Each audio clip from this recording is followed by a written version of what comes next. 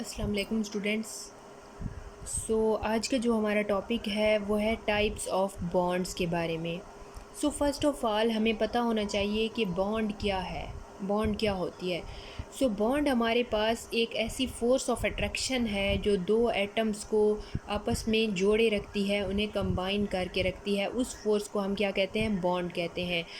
फिर आगे हम डिफरेंट काइंड्स ऑफ बॉन्ड्स देखते हैं। कुछ बॉन्ड्स ऐसी होती हैं जिनमें कंप्लीट शेयरिंग ऑफ इलेक्ट्रॉन हो रही होती है। कुछ में क्या होता है कि जो है ना, ट्रांसफ़र ऑफ इलेक्ट्रॉन एक एटम से हो रहा होता है। कुछ में ऐसा होता है कि दो एटम्स आपस में शेयरिंग कर रहे हैं। तो मुख्तलिफ़ कैटेगरीज आ जाती हैं।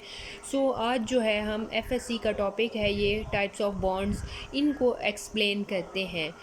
बेसिकली हमारे पास केमिकल बॉन्ड्स तीन तरह के होते हैं। पहला बॉन्ड जो है आयनिक बॉन्ड है, इसको हम पहले एक्सप्लेन करेंगे। आयनिक बॉन्ड है, इसको हम इलेक्ट्रोवैलेंट बॉन्ड भी कहते हैं, और ये मोस्टली उन कंपाउंड्स के अंदर पाया जाता है, यानी फर्स्ट ग्रुप के एलिमेंट्स और हेलोजेंस मिलकर जो बॉन्ड बनाते हैं उसको हम क्या कहते हैं?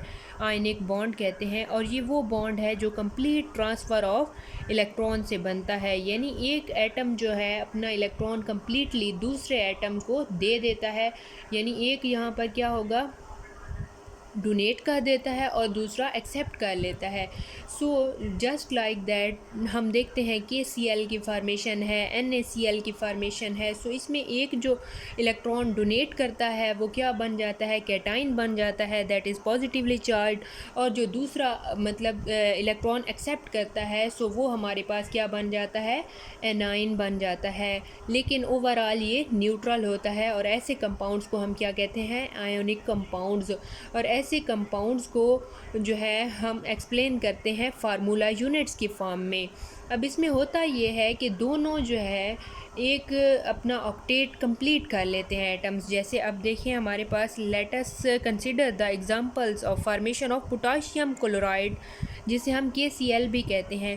उसमें क्या हो रहा है? बेसिकली पोटाशियम के अंदर देखें 4s1 के अंदर एक इलेक्ट्रॉन अवेलेबल है। ये क्या करता है? अपना इलेक्ट्रॉन डोनेट कर देता है। क्यों? क्योंकि क्लोराइड जो है उसके पास क्या है? एक इलेक्ट्रॉन की कमी है, मतलब उसे एक इलेक्ट्रॉन चाहिए होता है अपना ऑक्टेट कंप्लीट करने के लिए। क्लोराइड क्या करेगा? एक्सेप्ट करेगा उस इलेक्ट्रॉन को, और जो पोटाशियम होगा वो डोनेट कर देता है अपना इलेक्ट्रॉन, और क्लोराइड जो है ये क्या कर रहा है? एक्सेप्ट कर रहा है उस इलेक्ट्रॉन को। ओवरऑल KCl की फार्मेशन हो जाती है। और KCl हमारे पास क्या है? एक आयनिक कंपाउंड है। और आयनिक कंपाउंड को एक्सप्लेन करते हैं हम फार्मूला यूनिट से। और ये जो होते हैं आयनिक कंपाउंड्स, इनके अंदर इलेक्ट्रोनेगेटिविटी डिफरेंस बहुत ज़्यादा आ रहा होता है। ये था हमारे पास आयनिक बॉन्ड। उसके अलावा आयनिक बॉन्ड डिपेंड करता है इलेक्ट्रोनेगेटिविटी के डिफरेंस पर। जैसे हमारे पास NaCl है, KCl है, CaF2 है, इसके अलावा और भी CSF जैसे कंपाउंड हो गया। तो इन सब के अंदर आयनिक बॉन्ड होता है, जिसे हम इलेक्ट्रोवेलेंट बॉन्ड भी कहते हैं। अब जो है यहाँ पर हमने इसको क्लियरली एक्सप्लेन कर लिया। उसके बाद हमने पढ़ा कि अगर हमारे पास दो एटम्स हैं, उनके दरमियान इलेक्ट्रोनेगेटिविटी का डिफरेंस 1.7 से ग्रेटर देन है, तो तब उनके दरमियान जो हमारे पास बॉन्ड होगा वो क्या होगा? इलेक्ट्रोवेलेंट बॉन्ड होगा या आयनिक बॉन्ड होगा। तो जैसे हमारे पास एग्जांपल यहाँ पर कोट की गई है कि NaCl जो है 72% आयनिक करैक्टर रखता है, लेकिन CSF जो है, सीजियम फ्लोराइड, ये हमारे पास क्या है? 92% आयनिक करैक्टर रखता है। और कोई भी ऐसा कंपाउंड दुनिया का नहीं है जिसके अंदर 100% जो है ना आयनिक करैक्टर पाया जाता हो। हमेशा थोड़ा बहुत कोवेलेंट करैक्टर और बाकी करैक्टर्स होते हैं।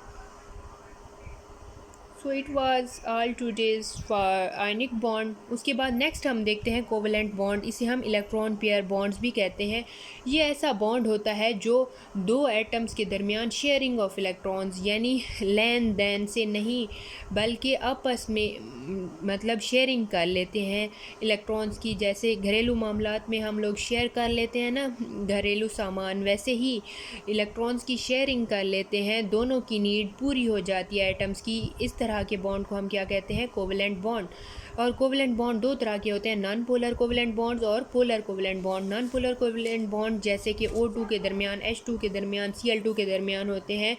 तो ये हमारे पास सेम काइंड ऑफ एटम्स के दरमियान होते हैं। और पोलर कोवेलेंट बॉन्ड्स वो होते हैं जिनके अंदर इलेक्ट्रोनेगेटिविटी का डिफरेंस पाया जाता है, तो उनको हम क्या कहते हैं, पोलर कोवेलेंट बॉन्ड्स कहते हैं।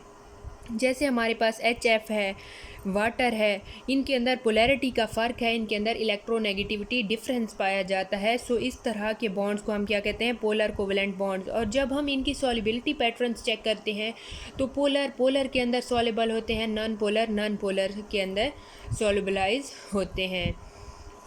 उसके बाद हमारे पास कोवेलेंट बॉन्ड्स को क्लासीफाई हम सिंगल, डबल और ट्रिपल बॉन्ड की फॉर्म में भी करते हैं। सिंगल कोवेलेंट बॉन्ड जो होती है वो बहुत ज़्यादा स्ट्रॉन्ग होती है, उसको तोड़ना बहुत मुश्किल होता है।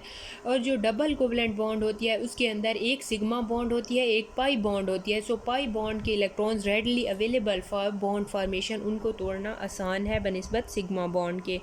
और जो ट्रिपल कोवेलेंट बॉन्ड होती है उसके अंदर क्या होते हैं, एक सिग्मा बॉन्ड होता है, दो पाई बॉन्ड्स होते हैं। सो उसको जो है उससे रेडली इलेक्ट्रॉन्स हमें अवेलेबल ज़्यादा हो सकते हैं। जैसे हम देखते हैं इसके अंदर O2 है, इसके अंदर क्या है, डबल कोवेलेंट बॉन्ड है। CO2 है, डबल कोवेलेंट बॉन्ड को रिप्रेजेंट करता है। और इथाइन जैसे है हमारे पास मॉलिक्यूल, ये ट्रिपल कोवेलेंट बॉन्ड को एक्सप्लेन कर रहा है। इसके अंदर 6 क्या हैं, इलेक्ट्रॉन पेयर्स हैं। So it was for covalent bond और इलेक्ट्रॉन पेयर बॉन्ड।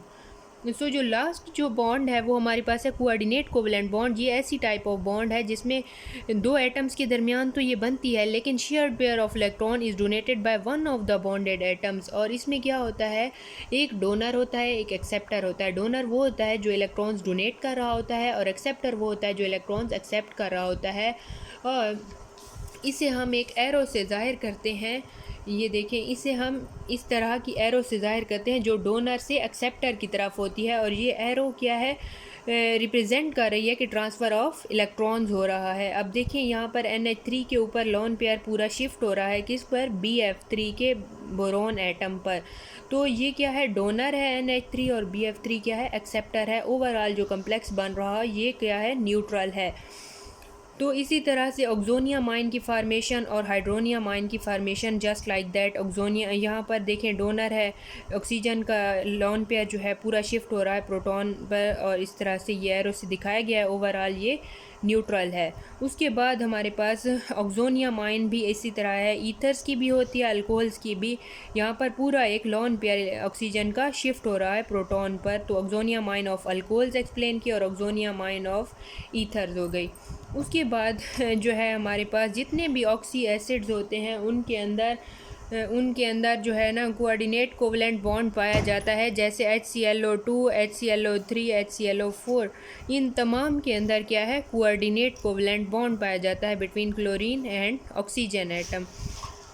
और कोई भी बॉन्ड 100% कोवेलेंट, 100% आयनिक, 100% जो है ना कोऑर्डिनेट कोवेलेंट नहीं हो सकता, बल्कि हर बॉन्ड जो है, जो कोऑर्डिनेट कोवेलेंट कंपाउंड्स होते हैं उनके अंदर 33% कोऑर्डिनेट कोवेलेंट होता है और 66% कोवेलेंट बॉन्ड होता है।